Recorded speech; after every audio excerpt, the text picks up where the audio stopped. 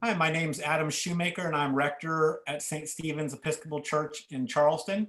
And I am here today with our organist and choirmaster, Wayne Helmly, to talk to him a little bit about how our music program has changed or had to adapt given the realities of the COVID pandemic. Thank you, Wayne, for making the time today. Let's begin, Wayne, with a reflection that we clergy had a few weeks ago. I wonder if you could talk to us a little bit about how you've had to adapt to the changed landscape of how we have to do church now, given the pandemic. Well, obviously, some things have changed radically, and then other things really haven't changed that much. Let's start with what's changed radically. So I've gone from having a choir of 20 to 30, depending on the Sunday, to now 7 is like a major, huge crowd. We've only done that a couple of times. Most of the time, it's 2 people, 1 person. So, the numbers have changed dramatically, obviously. How we do it has changed radically, of course, because it's no longer live. It practically still is, however, because we learned pretty early on that multiple takes don't really help. So we generally do it off of 1 take. It's usually the first take. Every once in a while, we have to do more than 1, but most things are just 1 take, which is practically live. We had to get used to there being no one in the nave. That was weird at first, to be singing to an empty room. Now I think it will be strange when we sing to a full room again, whenever that happens. Right. So in some ways, it is very different. How is it the same? It's the same that we're going to do basically the same music slots, if you will. We're always going to have hymns. We're always going to have an anthem. We're always going to chant a psalm. I'm always going to play a prelude and a postlude. Sometimes I have company on that. Sometimes I do it by myself.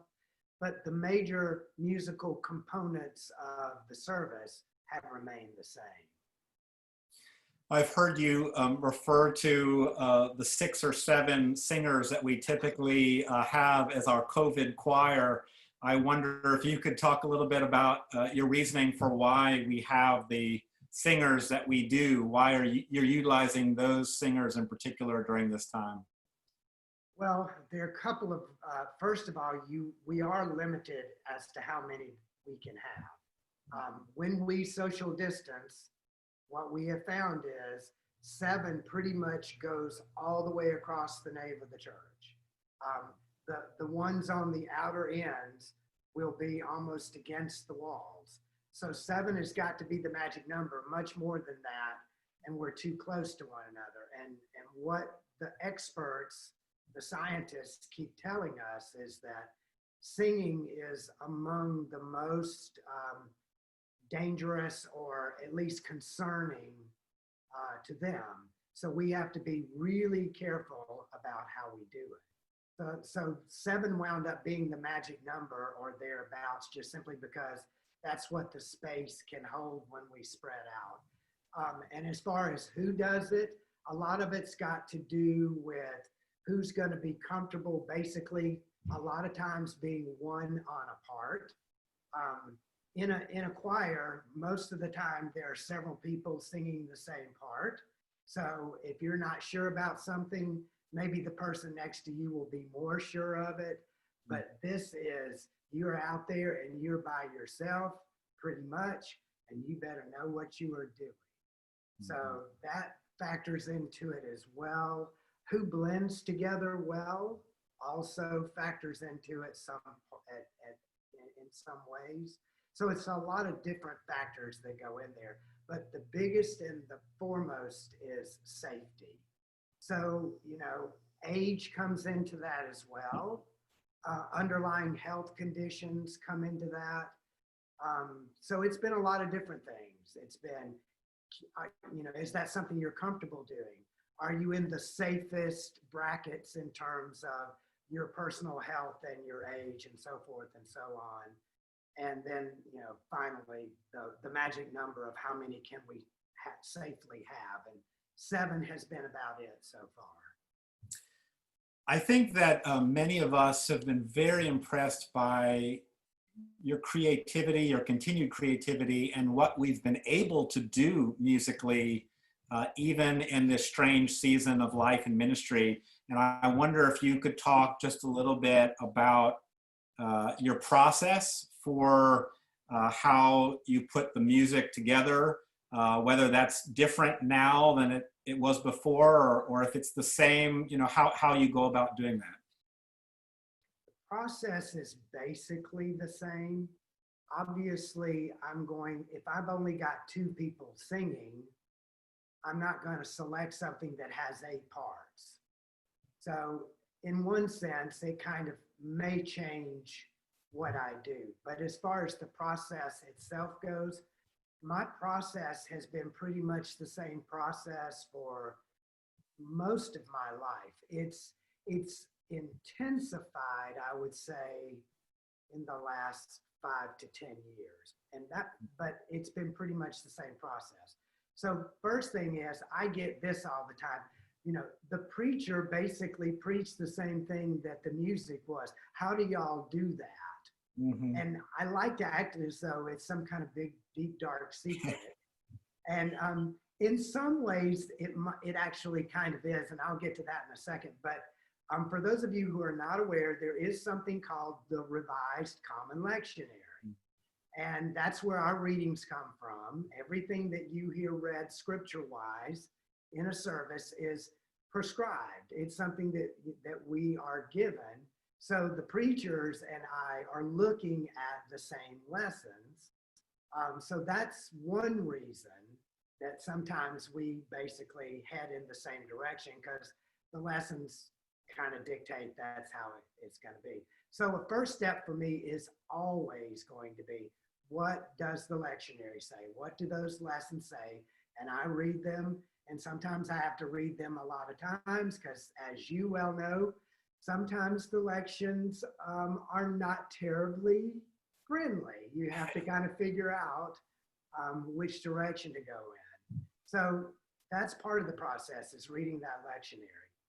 Another for me, and this comes from, I remarked to Joey not too long ago that I've been, in my adult life, probably the theologian who has influenced me the most is Richard Rohr, the Franciscan, who lives out in Albuquerque, New Mexico. And he has written extensively about non-dual thinking.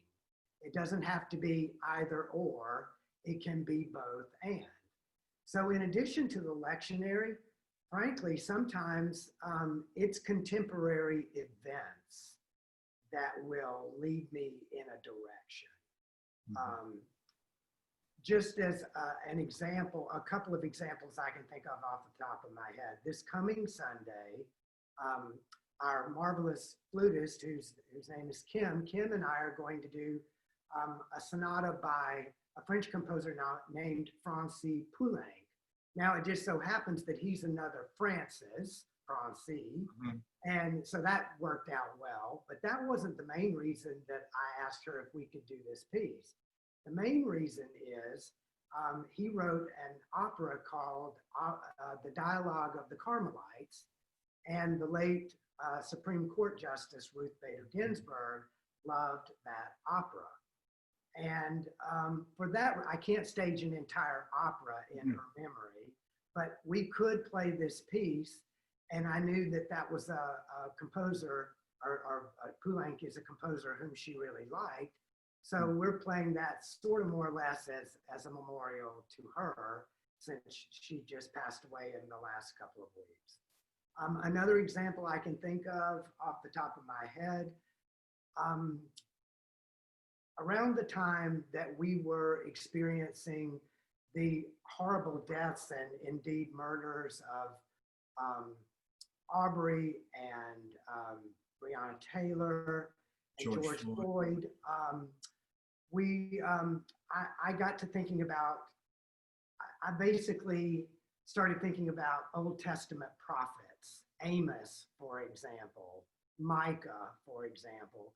And I was looking around for something that would speak to us in that moment. This was, I think, especially after George Floyd's murder. And I actually found a hymn in the hymnal. I'd never seen this hymn before. And it basically is quoting, I think that one is Micah. Love mercy, do justice, and walk humbly with your God. I'd never seen this hymn before, but it just spoke to me, and I wound up including that with another one called Roll Down Justice, which I think that actually comes from Amos. But again, it was to do with contemporary events. And that sometimes leads me in a direction too.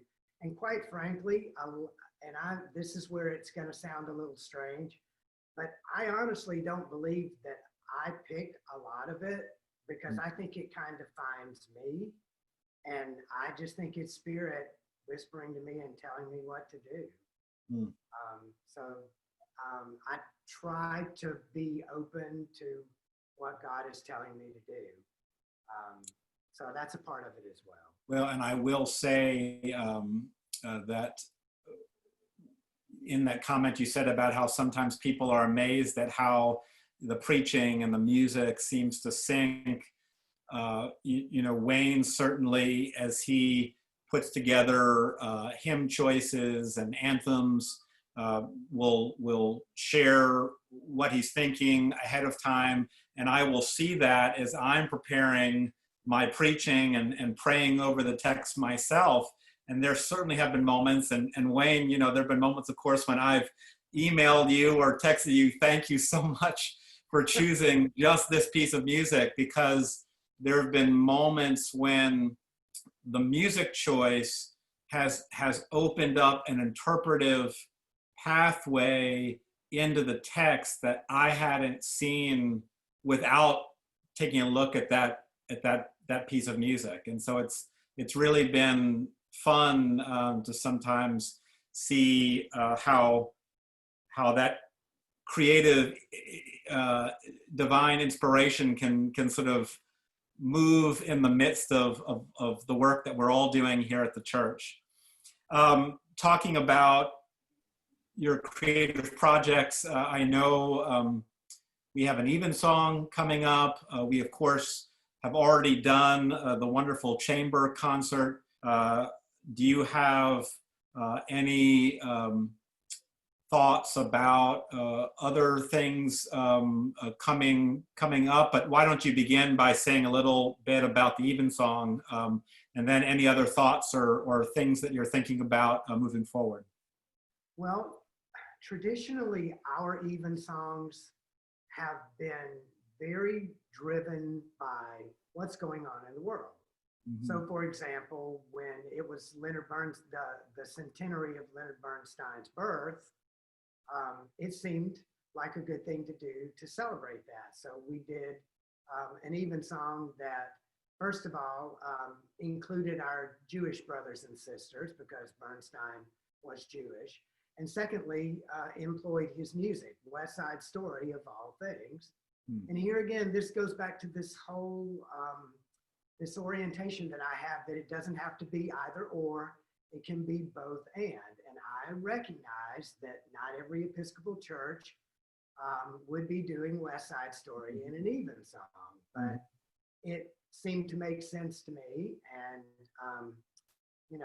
so that was one example. Of course, then we celebrated the 50th anniversary of Stonewall. I guess that was last year.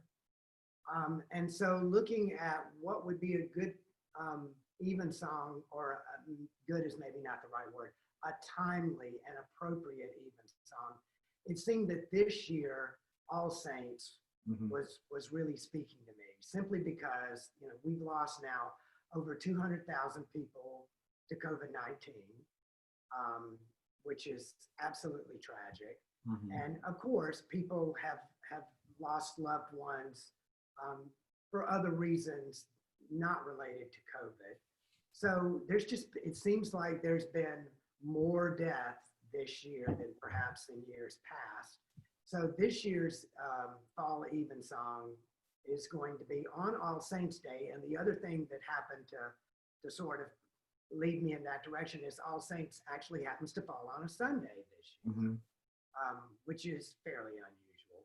So the theme will be All Saints, and we have started, the way I do these services is I basically do all of these recordings separately, and then Andrea McKellar, God bless her soul, works her magic, and she puts them all together into a cohesive whole. So we've already recorded a couple of things, and we have more to record, and this person does this, and this group does that, and we'll put it all together by November the 1st, and that's what we're doing for All Saints. Any other upcoming projects you'd like to talk about? After that, it will be, Advent will practically be upon us. So we will be doing a Lessons and Carols, as strange as it will be. We'll do it the same way. We'll cobble it together, one lesson and one carol at a time, and we'll put it together into a cohesive whole. So that's in the works as well. So we'll have that coming up. Advent 4, which I think is December the 22nd. I believe that's right. At 5 o'clock. I will say, when you mentioned the West Side Story inspired Evensong that we did, which I just thought was fabulous. Many won't know, or I guess nobody would know except you or I, that the former presiding bishop of the Episcopal Church, Frank Griswold, happened to be in town, and I attended a meeting with him, and then I was asked to walk presiding Bishop Griswold back to where he was staying, which was closer over to Ansonboro where we were, and I happened to mention to him when we were close to St. Stephen's that we were near my church, and he asked to see it, and I took him into the church, and Wayne was up in the balcony, and Wayne came down and explained to presiding Bishop Griswold what he was working on, this West Side Story inspired Evensong. And Bishop Griswold asked, well, when is that going to be? And Wayne told him, and he said, damn, that he wasn't going to be there. He said, I really would want to see that, and I do think that creativity that you've brought has become such a hallmark for us at St. Stephen's that we're grateful for. Lastly, if I know obviously that this is a time when most of our ministries are limited due to COVID, but if there are people interested in our music ministry in any way, I assume they can reach out to you via email. Sure, absolutely. No problems with that. Again, it is strange times, but the time is going to come when we will eventually get back to some sense of normalcy.